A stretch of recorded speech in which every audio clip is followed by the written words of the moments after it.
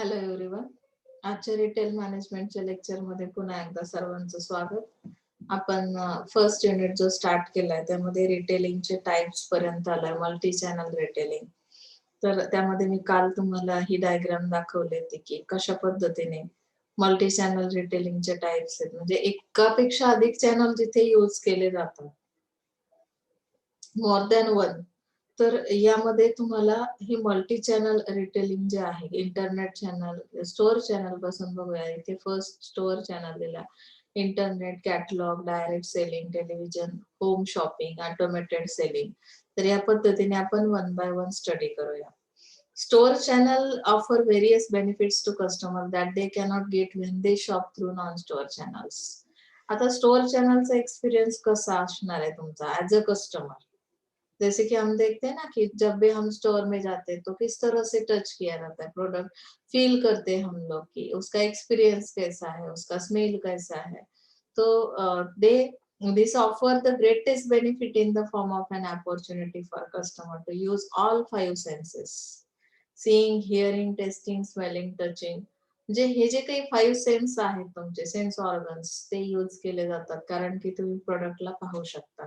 तर examining and evaluating products म्हणजे तुम्ही इथे एक्झामिनिंग करता, ह्या फाईव्ह सेन्स तुम्हाला झाल्यानंतर एक एक्सपिरियन्स तुम्हाला मिळतो, त्यानुसार इव्हॅल्युएशन केलं जातं आणि तुमच्यासाठी बेस्ट प्रोडक्ट चूज केला जातो. इंटरनेट चॅनल मध्ये काय दिलं, it is online retailing, electronic retailing and e tailing. Internet retailing कसं केलं जातं, रिटेलर्स कशा पद्धतीने सेल करतात त्यांचे प्रोडक्ट्स. सो ऑनलाईन रिटेलिंग असेल, इलेक्ट्रॉनिक रिटेलिंग असेल, ई टेलिंग, हे त्याचे टाइप्स आहेत. It is a retail channel in which the offering of products and services for sale and it is communicated to customer over the internet. A decade ago, retail experts predicted that a new breed of high-tech, web-savvy entrepreneurs will dominate the retail industry. Everyone would be doing their shopping over the internet. Stores would close due to lack of traffic, and paper catalogs will become obsolete. म्हणजे इथे तुम्हाला store मध्ये कसं आहे की काही ठराविक customer आहे जो की तिथे पोहोचणार आहे, पण स्टोअरचं एक लोकेशन असेल, नियर बाय एरिया मधले कस्टमर तुम्हाला मिळतील. पण इंटरनेट चॅनल हा असा आहे की जिथे तुम्ही खूप जास्त कस्टमर पर्यंत तुमचे प्रोडक्ट्स आणि सर्व्हिसेस पोहोचवू शकता. म्हणजे यामध्ये जी ऑफर असते ती भरपूर मोठ्या कस्टमरसाठी ऑफर्स असतात आणि तुम्हाला इझिली शॉपिंग करता येतं ह्या चॅनल्सच्या थ्रू. ओके. कॅटलॉग चॅनल जो आहे त्यामध्ये सुद्धा नॉन रिटेल चॅनल आहे हा. नॉन रिटेल म्हणजे काय की रिटेलर्स जे ऑफर देतात किंवा कम्युनिकेट करतात कस्टमरशी, तर कॅटलॉग मेल टू कस्टमर्स म्हणजे कॅटलॉग तुम्हाला पाठवले जातात, मेल केले जातात. This is very popular channel in the United States where people use this channel to mostly buy drugs and beauty aids. म्हणजे मोस्टली याच्या थ्रू, ह्या कॅटलॉगच्या थ्रू कुठल्या कुठल्या टाईपचे प्रोडक्ट्स, ब्युटी एड्स म्हणजे कॉस्मेटिक्स वगैरे असू शकतात, computer, software, clothing, accessories, furniture, housewares, books, music, magazines, म्हणजे व्हरायटी प्रोडक्ट्स तुम्हाला या कॅटलॉग चॅनलच्या थ्रू काय करता येतात, परचेस करता येतात. डायरेक्ट सेलिंग मध्ये काय दिलं की retail channel in which sales people interact with customers face to face in convenient location. म्हणजे इथे तुमचं जे कम्युनिकेशन होतं कस्टमर सोबत प्रोडक्ट सेल करताना ते कसं असेल, फेस टू फेस असेल, either at the customers home or at work. म्हणजे कदाचित तुम्ही ऑफिसला त्याच्या भेट द्याल कस्टमरच्या आत किंवा तुम्ही घरी तरी ती तुमचं कम्युनिकेशन केलं जातं. Direct sales people demonstrate merchandise benefits or explain a service. म्हणजे कधी कधी डेमो पण दाखवला जातो, सेल्स पर्सन्स येतात की नाही तुमच्या दारावर. So it takes an order and deliver the merchandise. Direct selling is highly interactive retail channel in which considerable information is conveyed to customers through face to face discussion. इथे तुम्ही कस्टमरला convince करू शकता, कारण समोरासमोर असाल. त्यामुळे कस्टमरचे काही प्रॉब्लेम्स असतील, काही त्यांच्या क्वेरीज असतील, तर त्याचं सोल्युशन तुम्ही देऊ शकता, डेमो दाखवू शकता आणि त्यामुळे इथे तुम्हाला high level of information it provide. म्हणजे डायरेक्ट सेलिंगच्या थ्रू तुम्हाला इन्फॉर्मेशन प्रॉपर मिळते आणि डेमॉन्स्ट्रेशन पण तुम्हाला मिळतं आणि it is a costly. Television home shopping कसं केलं जातं? Home shopping is a retail channel in which customer watch a television program that demonstrate merchandise. Television प्रोग्रामच्या वेळेसच ते काय करतात? डेमॉन्स्ट्रेशन करतात. Then place order for that merchandise. त्यावर काही नंबर्स येतात बघा. ऍडव्हर्टाइज करतानाच नंबर्स दिले जातात. मग टेलिफोन नंबरवर तुम्ही काय करता? ऑर्डर प्लेस करता as a customer. Via the internet or via the TV remote. The three forms of TV home shopping. Retailing are cable channels dedicated to television shopping. म्हणजे काही केबल चॅनल्स आहेत त्याच्या through तुम्ही करू शकता अशा पद्धतीची शॉपिंग. इन्फॉर्मेशन्स आणि direct response advertising. Automated selling पण तसंच आहे. ते मशीन्स असतात की वेंडिंग मशीन्स वगैरे जे हाय ट्रॅफिक लोकेशनला तुम्हाला अवेलेबल केले जातात, वर्क प्लेसला, रेल्वे स्टेशनला, बस स्टॉपला. तर अशा पद्धतीने तिथे तुम्हाला काही कोल्ड बिव्हरेजेस किंवा कॅन्डी प्रोडक्ट्स जे आहेत ते तुम्हाला अवेलेबल होतात. ई टेलिंग म्हणजे काय? आता मी हे तुम्हाला का वन सेंटेन्स मध्ये सांगते, कारण हे सगळं तुम्हाला माहितीचं आहे. तुम्ही टी-वायचे स्टुडंट आहात, मार्केटिंगचे आहात. आपण एस-वाय पासून मार्केटिंग शिकतोय. तुम्ही माझ्यासोबत आहात आणि ह्या कन्सेप्ट सगळ्या तुम्हाला माहितीच्या आहेत. जवळपास आपल्या बऱ्याचशा रिपीट अगेन होतायत. त्यामुळे तुम्हाला मी थोडंसं स्पीडमध्ये पुढे जाते. ई-टेलिंग हा जो पार्ट आहे, ई-टेलिंग मध्ये काय दिलं? It is the sale of goods and services through the internet. मी अगोदरच सांगितलं इंटरनेट चॅनलचा हा एक पार्ट आहे की ज्याच्या थ्रू प्रोडक्ट आणि सर्व्हिसेस तुम्हाला प्रोव्हाइड केल्या जातात. आता यामध्ये इलेक्ट्रॉनिक रिटेलिंग और e tailing can include business to business. म्हणजे B2B हा जो पार्ट आहे किंवा business to customer, B2C, sale of products and services through subscriptions to website content or through advertising. वेबसाईटवर याची ऍडव्हर्टायझिंग केली जाते. Business to business. एक ऑर्गनायझेशन दुसऱ्या ऑर्गनायझेशनला सेल करते किंवा ऑर्गनायझेशन कस्टमरला सेल करते. Business to customer. अशा पद्धतीने हा इंटरनेटचा चॅनल यूज केला जातो. E retailing is a B2C, that means business to customer, business model that executes transaction between businessman and the final consumer. And the e-tailing is a subset of e-commerce. Thus, e-commerce is the master domain defining the e-tailing operation. आता याचे advantages काय आहेत की खूप जास्त customer पर्यंत तुम्ही काय करू शकता? पोहोचू शकता. कारण की इथे त्यांनी सांगितलंय individual and startup e tailers may be launch from a single room with one computer and expand rapidly rather than pay for an entire building with expensive overhead. इथे इन्फ्रास्ट्रक्चरची गरज पडत नाही तुम्हाला. एक कम्प्युटर असेल, एक रूम असेल, तिथे बसून तुम्ही काय करू शकता की तुमचा जो काही प्रोग्राम आहे तो कस्टमर पर्यंत फॉरवर्ड करू शकता आणि त्या पद्धतीने तुम्हाला कस्टमर काय होतात? जॉईन होतात. म्हणजे वायडर रीच आहे. ते तुम्हाला एक्सपेन्सेस, बिल्डिंगचे एक्सपेन्सेस, ओव्हरहेड्स काही लागत नाही. Helps understand consumer behaviour. इथे customer shop from the comfort of their homes at any time rather than being physically present in the store during specific hour. म्हणजे तुम्हाला असं काही टाइम पिरियड फिक्स नाहीये जसं स्टोअर चॅनल मध्ये असतो. इथे तुम्हाला कस्टमर बिहेवियर कसं आहे किंवा त्याच्या हॅबिट्स कशा आहेत, स्पेंडिंग हॅबिट्स कशा आहेत, हे तुम्हाला एका जागेवर बसून किंवा कस्टमरला घरामध्ये बसूनही ते शॉपिंग करता येतं. कन्व्हिनियन्स आहे हा त्यामुळे. म्हणजे इथे टाइम लिमिटेशन नसल्या कारणाने तुम्ही डे मध्ये किंवा नाईट मध्ये केव्हाही पर्चेसिंग करू शकता किंवा ऑनलाईन फंड्स ट्रान्सफर केले जातात. त्यामुळे हा कन्व्हिनियंट असा चॅनल असेल. इफिशियन्सी आहे यामध्ये, म्हणजे फास्टली तुम्हाला सर्व्हिस प्रोव्हाइड केली जाते. Fewer licences and permits are required to start an online business. जे की आपल्याला माहिती आहे बिझनेसमध्ये जनरली लायसन्स वगैरे हा पार्ट असतोच.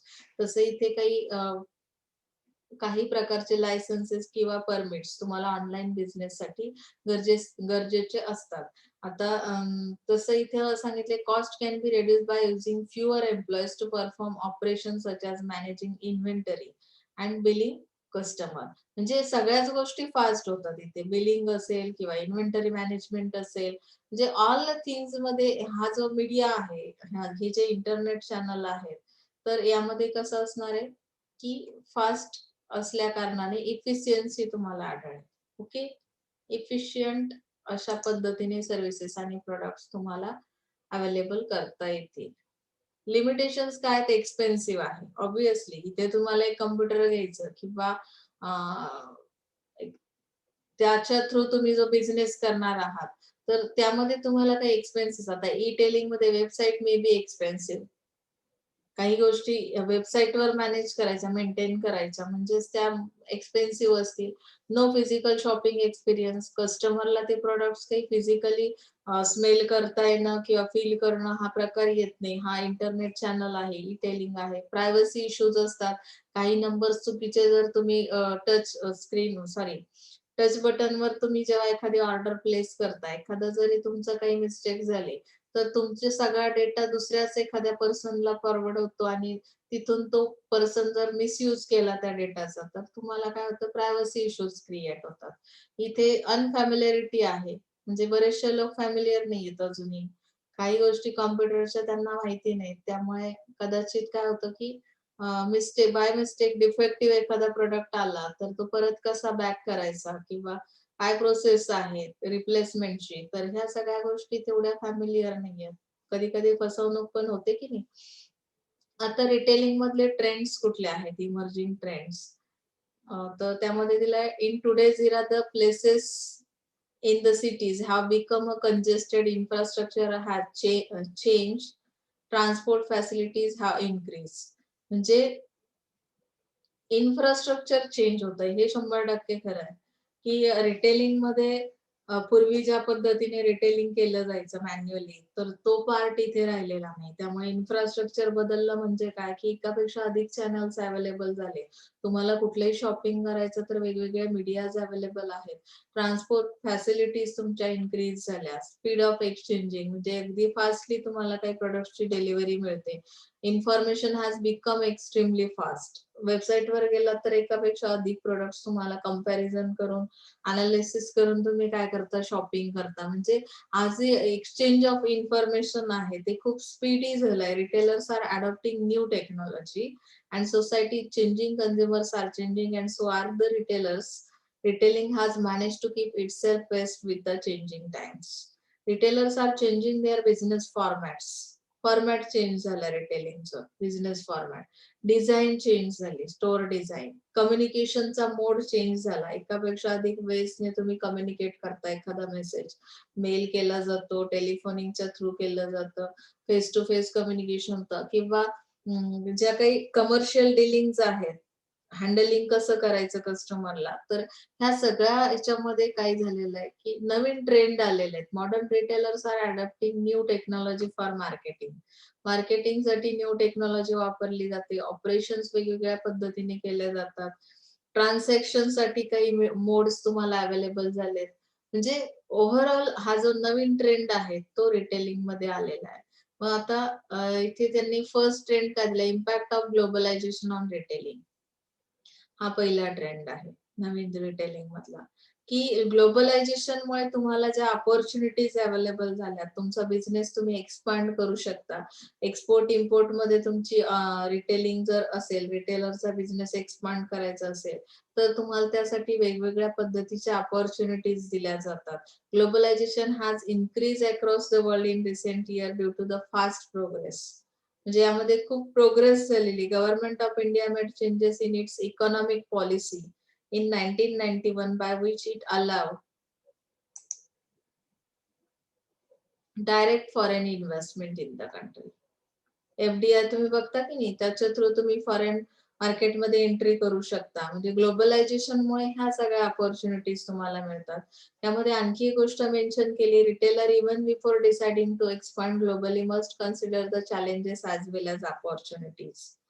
Dealing with languages and culture differences, finding effective advertising and distribution methods.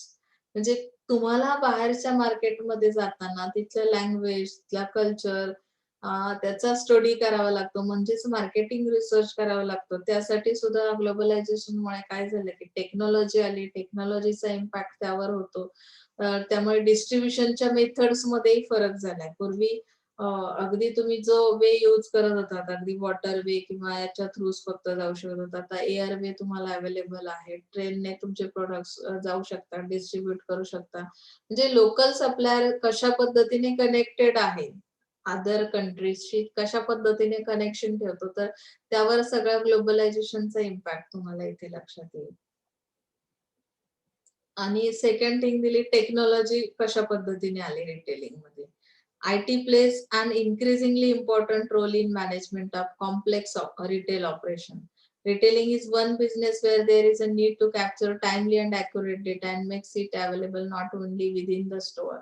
आता तुम्हाला एक्सपोर्ट इम्पोर्ट मध्ये जायचंय, बाहेरच्या मार्केटचा रिसर्च करायचा, तिथल्या कस्टमरचं कल्चर स्टडी करायचंय, तर तुमच्याकडे टेक्नॉलॉजी आहे. तो डेटा कशा पद्धतीने अवेलेबल करायचा, तो स्टोअर कसा ठेवायचा, तर as per need, customer need कशा पद्धतीने सप्लाय करायचा, तर हे सगळं नॉलेज जे आहे किंवा ह्या ज्या सगळे ऑपरेशन्स आहेत ते आयटी मुळे करणं पॉसिबल झालंय. म्हणजे वायरलेस कनेक्शन, वायरलेस कम्युनिकेशन, ह्या सगळ्या ज्या फॅसिलिटीज आहेत त्या आयटी मुळे किंवा इन्फॉर्मेशन टेक्नॉलॉजीमुळे तुम्हाला मिळतात. आता यामध्ये तुम्ही भरपूर काही लिहू शकता. यामध्ये जे काही पॅराग्राफ्स दिलेत तर त्यामध्ये एक्झाम्पल दिले, large and successful retailers of international repute like Walmart, Sainsbury, Metro AG contribute large amount of money towards making retail operations more technology and information oriented.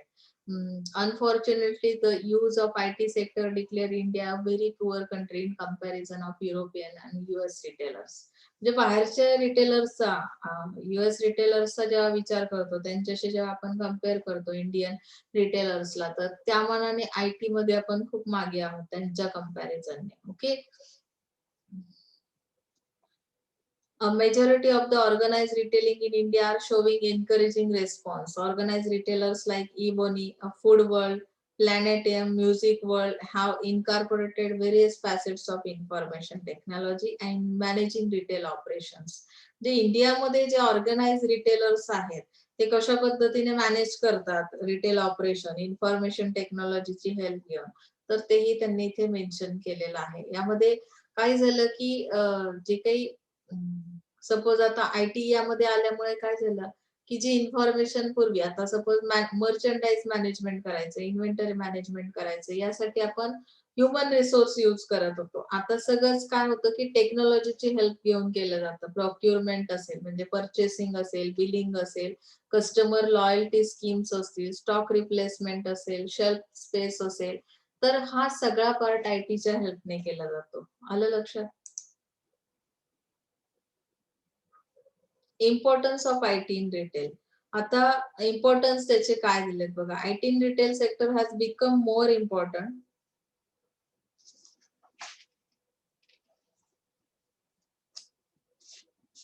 In times Wien marketing is customer driver.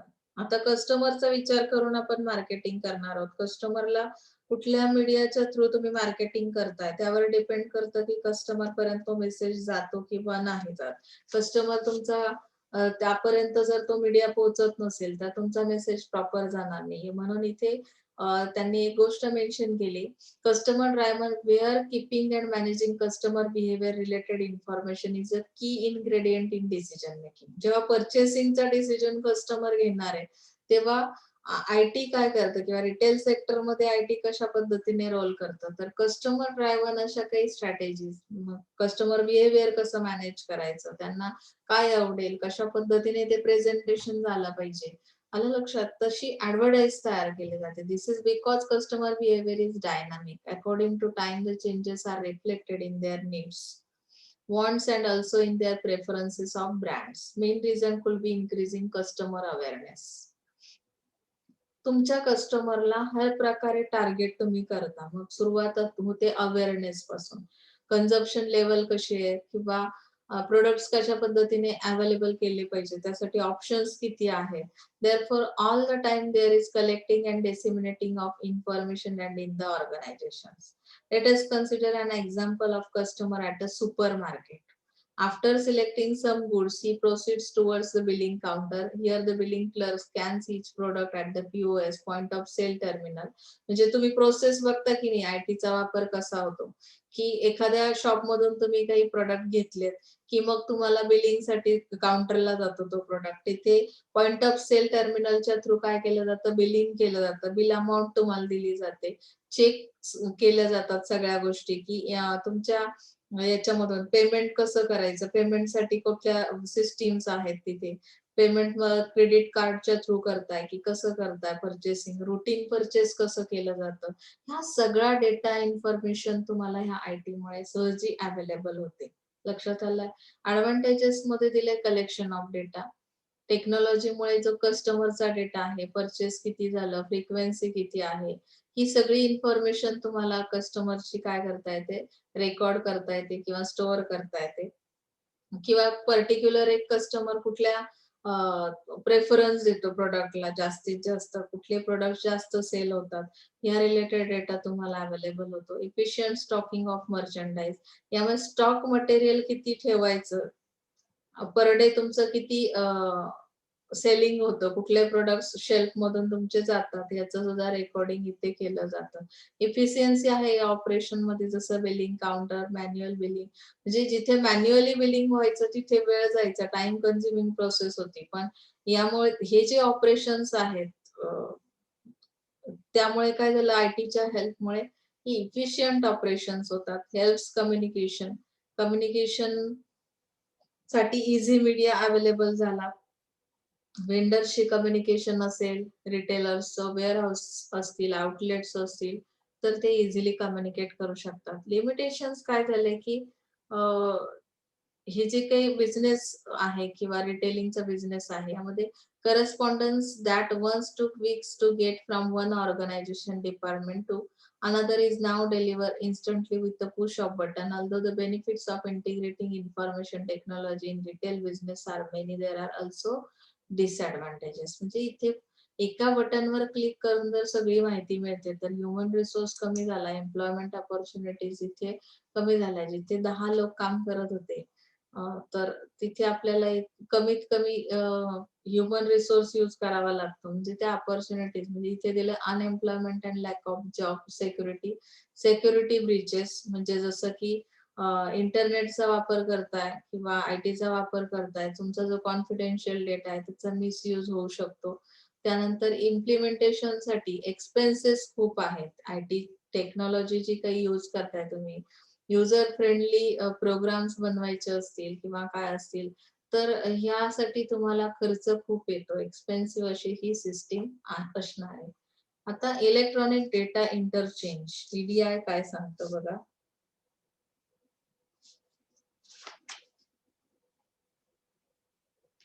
हे सगळे multi चॅनलिंग आपण बघतोय.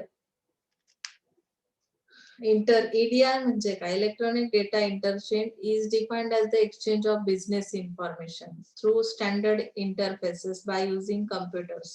It can also be interpreted as transmission of business data between organization in a computerized format. म्हणजे आता एखादी organisation आहे, तिचा business related data आहे, तो तुम्हाला काय करायचा आहे, एक्सचेंज करायचा आहे दुसऱ्या ऑर्गनायझेशनला, तरी सुद्धा इथे कम्प्युटराइज फॉर्मॅट मध्ये ते तो डेटा काय केला जातो, एक्सचेंज केला जातो. EDI helps in exchanging the information from retailers to suppliers, computers and facilitate orders. म्हणजे रिटेलर्सच्या थ्रू काही इन्फॉर्मेशन सप्लायर्सला पाठवली जाते आणि तिथून ऑर्डर्स घेतल्या जातात, डिलिव्हरीच्या नोटीस दिल्या जातात, काही इन्व्हॉइसेस, सेल्स रिटर्न्स, अशा पद्धतीचं रेकॉर्ड सुद्धा काय केलं जातं, तो डेटा एक्सचेंज केला जातो. Since EDI is defined as the exchange of electronic documents between organisations, म्हणजे इलेक्ट्रॉनिक डॉक्युमेंट्स जे आहेत ते एक्सचेंज करणं, that is called EDI. EDI acronym has also been sometimes interpreted as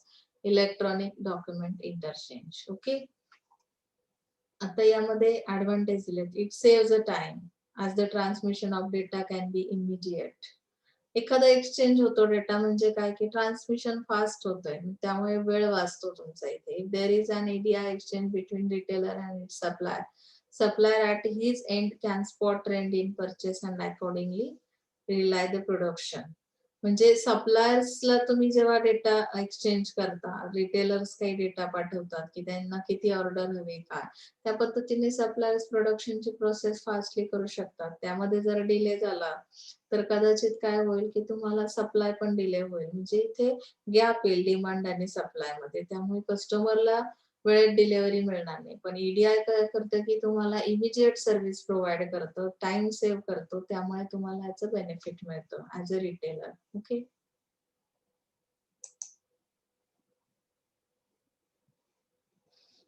EDI helps the retailers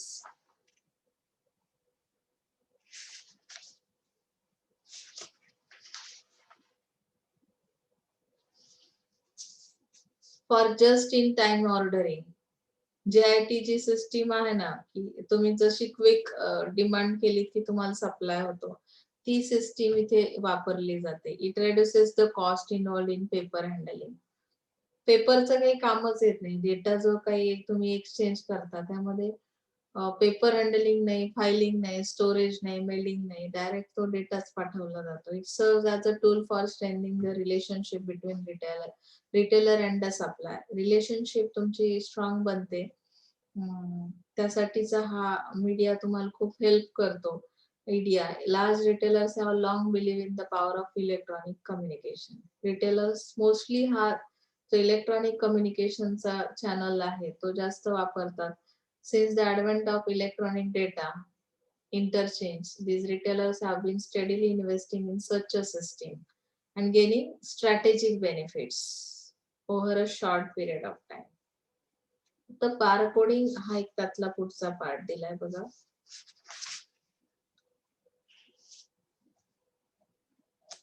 barcoding मध्ये काय सांगितलं आपण बघूया.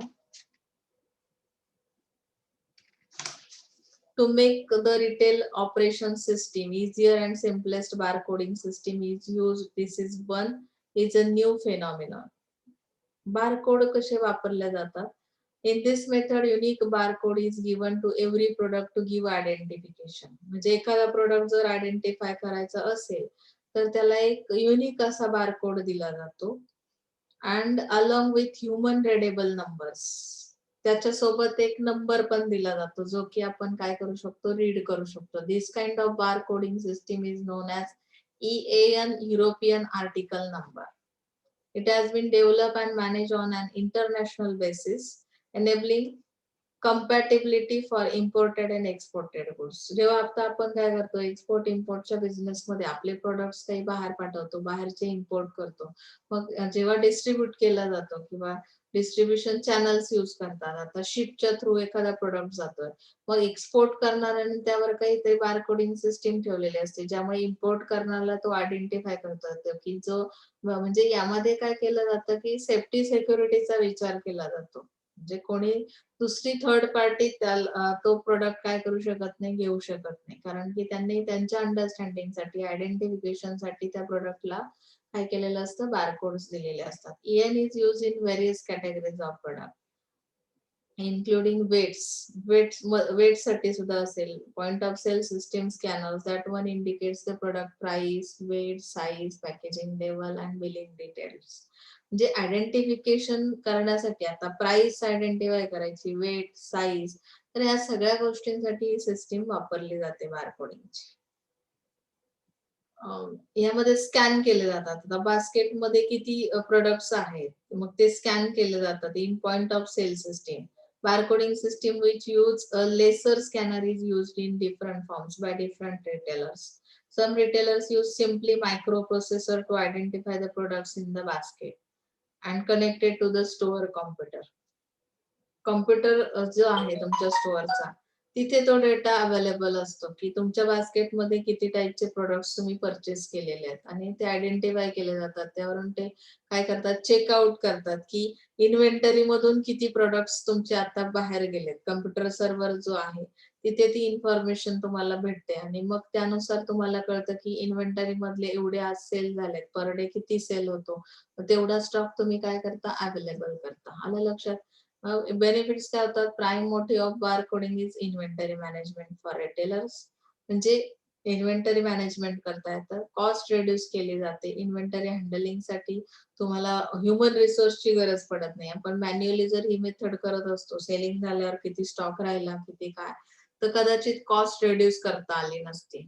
ओके, इन्व्हेंटरी हँडलिंगची. Bar coding helps in availability of product categories.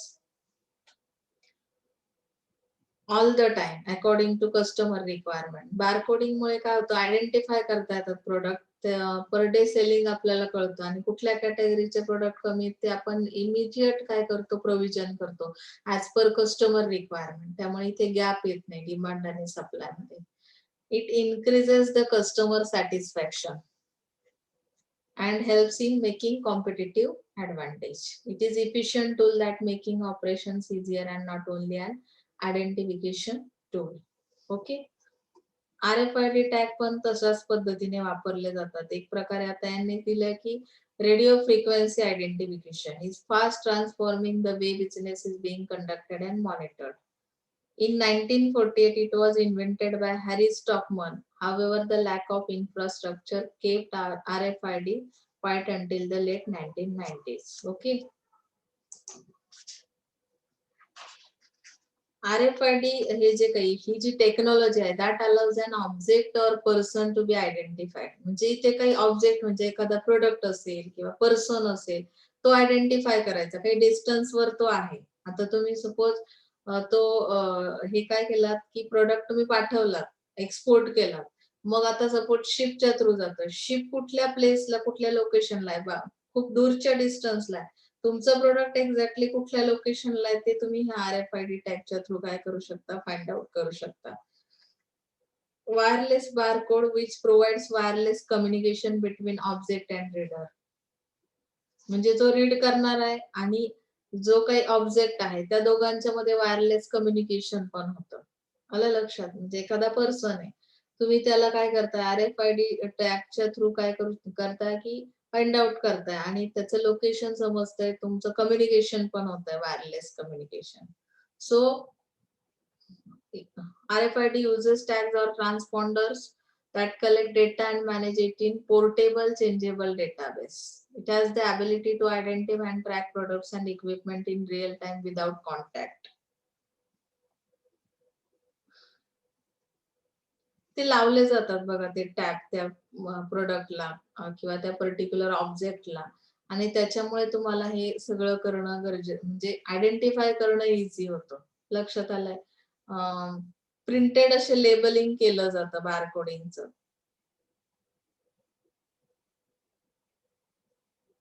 याचे बेनिफिट्स दिलेले आहेत. आता इथे एक एक्झाम्पल बघूया, मुद्दामून सांगेल. Customer selects a particular item on the store shelf. Immediately, a restock notice appears on the work pad of sales associate, a likely substitute purchase to the consumer, and then customer profile is updated to include the new purchase. This new data then impacts the future actions and reactions. म्हणजे customer जो first newly तुमचा product घेईल तर त्याचं सुद्धा तुम्हाला record मिळतं. त्यामुळे तुम्हाला काही ऍक्शन्स घेता, रिपर्चेसिंग किंवा कुठल्या कस्टमर कडून झालं किंवा काय, हे सगळं तुम्हाला काय करता येतं, याच्यामुळे आयडेंटिफाय करता येतं. आता काही बेनिफिट्स त्याचे दिलेले आहेत. आय थिंक यामध्ये दिलं reduce warehouse and distribution cost. वेअर हाऊसिंगची गरज पडत नाही कारण तुम्हाला आयडेंटिफाय करता येतं तुमच्या ह्याच्यातून किती स्टॉक मधून किती तुमचा प्रोडक्ट सेल झाला, किती रिमेनिंग आहे, त्यानुसार तुम्ही काय करू शकता की इन्व्हेंटरी मॅनेजमेंट करू शकता. त्यामुळे तुम्हाला इथे डिस्ट्रीब्युशन कॉस्ट किंवा वेअर हाऊसिंगची कॉस्ट रेड्यूस केली जाते. Reduce point of sale labour cost. लेबरची इथे गरज पडत नाही कारण की सेल्फ स्कॅन केलं जातं, चेकआउट केलं जातं ह्या RFIDच्या थ्रू. त्यामुळे इथे तुम्हाला लेबर कॉस्ट कमी होते. इन्व्हेंटरी सेव्हिंग्स इथे केले जातात. तेच तेच आहे पुन्हा पुन्हा, म्हणून मी तुम्हाला फार त्यावर स्ट्रेस देत नाहीये. चोरीचं प्रमाण कमी होतं. मर्चंडाइज काही बघा, काही काही लोकांची सवय असते, घेतात 10 रुपयाचा प्रोडक्ट आणि तिथून उचलून नेतात 20 रुपयाचे प्रोडक्ट. म्हणजे याच्यात लॉस टेकिंग आहे रिटेलरचा. पण हे सगळं अवॉइड करता येतं RFID मुळे. इथे इलिमिनेशन ऑफ काउंटरफेट मर्चंडाइज असं दिलंय.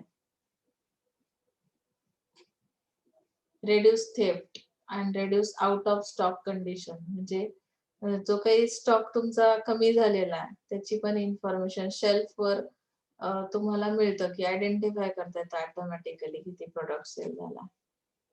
त्याचे काही लिमिटेशन्स पण दिलेले आहेत. लिमिटेशन्स आपण बघणार नाही. तर तसं ऍडव्हान्टेज किंवा लिमिटेशन्स हा पार्ट नॉट नेसेसरी, कारण की तुम्हाला ऍज पर सिलेबस जायचं असेल तर तो गरजेचा नाही, पण मी थोडासा एक्सप्लेन केला तुम्हाला. इलेक्ट्रॉनिक सर्व्हिलन्स हा जो पुढचा पार्ट आहे तो आपण पुढच्या लेक्चरला स्टार्ट करूया. आजच्यासाठी इथे थांबतो आपण. काही अडचण असेल तर विचारत चला. तसं काही फार हार्ड नाहीये याच्यामध्ये काही, त्यामुळे आपण थोडं स्पीड मध्ये घेतोय. So thank you so much.